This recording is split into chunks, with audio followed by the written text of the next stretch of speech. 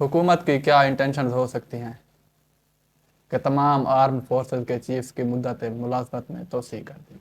आखिर क्या वजह है कि हुकूमत रात के अंधेरे में तमाम बिल पास कर रही है। अपोजिशन का भी यही सवाल है कि क्या ज़रूरत थी कि आर्म फोर्सेस की मुद्दत 3 साल से 5 साल तक कर दी गई।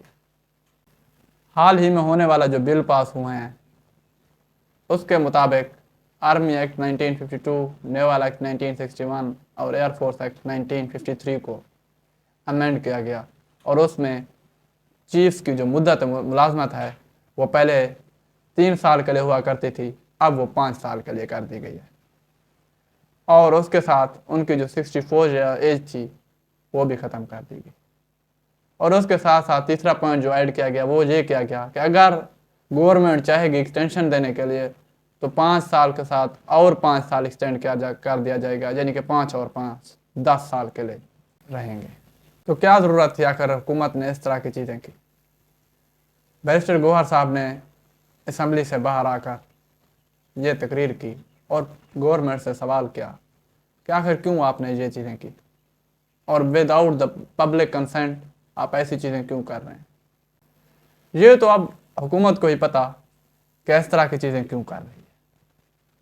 लेकिन हुकूमत को जुडिशल रिफॉर्म्स, ये जो रात 6 बिल पेश किए गए जिनमें जुडिशरी के जो 17 से 34 जजेस किए गए और उसके अलावा हाई कोर्ट के, इस्लामाबाद हाई कोर्ट के 9 से 12 जजेस और ये आर्मी के जो चीफ्स हैं इनकी मुद्दत मुलाजमत, तो ये जो होते हैं ये इंस्टीट्यूशन जितने भी होते हैं किसी भी गवर्नमेंट के, वो क्या कर रहे होते हैं, सर्व कर रहे होते हैं पब्लिक को।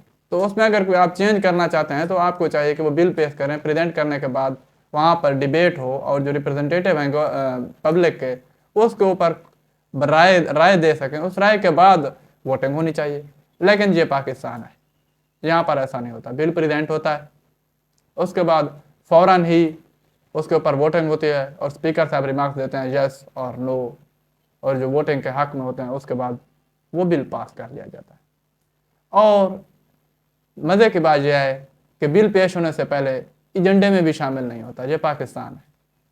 आप कौमी असम्बली में आपके रिप्रेजेंटेटिव जा रहे हैं, उनको वैसे तो खबर होती है, लेकिन हाल ही से जो कल बिल पेश हुए उसके मुताबिक अपोजिशन लीडर कह रहे थे कि ये एजेंडे में नहीं थे बिल, और ऐसे ही सवालों के वक्फे के दौरान ये बिल पेश कर दिए गए।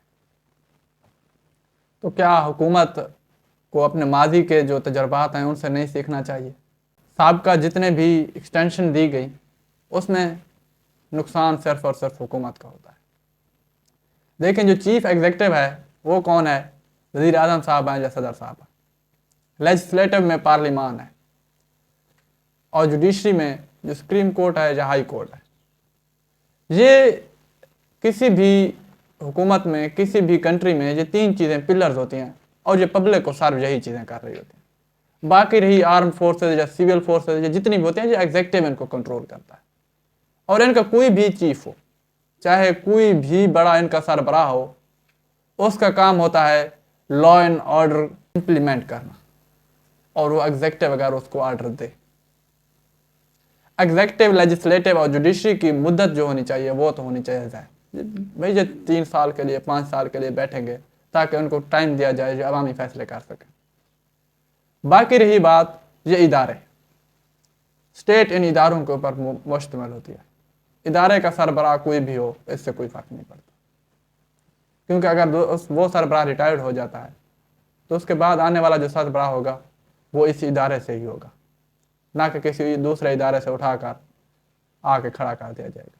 वो इसी इदारे से ही होता है, वेल ट्रेंड होता है, वेल डिसिप्लिन होता है और उसको बड़ा इल्म होता है इन चीज़ों के बारे में। सिक्योरिटी इश्यूज हों या दूसरे जितने भी तमाम जो उसके अंडर होते हैं उन तमाम चीज़ों का इदारा उनको बड़े अच्छे तरीके से ट्रेंड करता है। तो मुद्दत मुलाजमत में तोसी फ़िलहाल जो है ना पाकिस्तान की सियासी भूचाल की तरह आ चुका है। इस वक्त अपोजिशन जो है और हुकूमती जमातें जो हैं वो इस बात में, बहुत से जो लीडर्स हैं वो बातें कर रहे हैं कि आखिर क्या वजह है कि हुकूमत रात के अंधेरे में तमाम बिल पास कर रही है।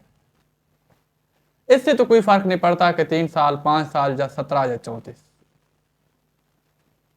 पब्लिक को इससे गर्ज है कि क्या ये जो चीज़ें हैं ये पब्लिक के लिए बेहतर साबित हो सकती हैं? क्या ये कोई बेहतरी की नई किरण दिखा सकती हैं? जो इस वक्त पाकिस्तान के अवाम जिस मुश्किल में है, इस मुश्किल को निकालने में क्या ये चीज़ें सूदमंद हो सकती हैं? तो ये चीज़ें बेहतर है। 34 की जगह आप 60 कर दें, इससे कोई फ़र्क नहीं पड़ता। तो दोस्तों, अगर आप अमेरिकन कॉन्स्टिट्यूशन और अमेरिकन हिस्ट्री के बारे में जानना चाहते हैं, आप हमारे प्लेलिस्ट में जाइए। और 26वीं आईनी तरमीम अगर आप लोग उसके बारे में जानना चाहते हैं तो आप हमारी प्लेलिस्ट विज़िट कर सकते हैं, जो कॉन्स्टिट्यूशनल अमेंडमेंट हुई है 26वीं, उसके बारे में।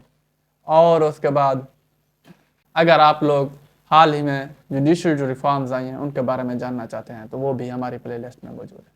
अब तक के लिए इतना ही। मज़ीद जुड़े रहिए और अपनी वैल्यूएबल ओपिनियन जो है ना कमेंट सेक्शन में ज़रूर दीजिएगा।